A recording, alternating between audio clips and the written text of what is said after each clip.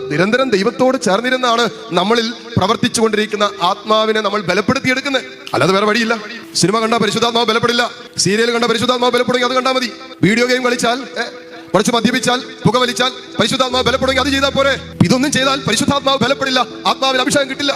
അപ്പോ എങ്ങനെയാണോ പരിശുദ്ധാത്മാവിനെ ബലപ്പെടുത്തേണ്ടത്, ആത്മാവിനെ അഭിഷേകം ചെയ്യേണ്ടത്, ആത്മാവിൽ കരുത്തുള്ളവരായി നമ്മൾ മാറേണ്ടതെന്ന് വചനം നമ്മളെ പഠിപ്പിച്ചു തന്നിട്ടുണ്ട്, ഓർമ്മപ്പെടുത്തി തന്നിട്ടുണ്ട്.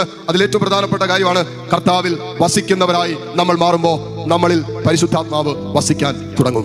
യോഹന്നാന്റെ സുവിശേഷം 14-ാം അധ്യായം അതിന്റെ 23-ാമത്തെ വചനത്തിൽ എഴുതി വെച്ചിരിക്കുന്നു. യേശു പറഞ്ഞു, എന്നെ സ്നേഹിക്കുന്നവൻ എന്റെ വചനം പാലിക്കും, അപ്പോൾ എന്റെ പിതാവ് അവനെ സ്നേഹിക്കുകയും ഞങ്ങൾ അവന്റെ അടുത്ത് വന്ന് അവനിൽ വാസമുറപ്പിക്കുകയും ചെയ്യും. കണ്ടോ, ദൈവം നമ്മളിൽ വസിക്കുന്ന ഒരു അനുഭവം എന്ന് പറയുന്നത് ദൈവത്തെ സ്നേഹിച്ച് ദൈവത്തിന്റെ വചനം കേട്ട് അത് ജീവിതത്തിൽ പാലിക്കുന്നവരായി പോകുമ്പോഴാണ് നമ്മളിൽ ആത്മാവ് പ്രവർത്തിക്കുന്നത്, ആത്മാവ് വസിക്കുന്നത്.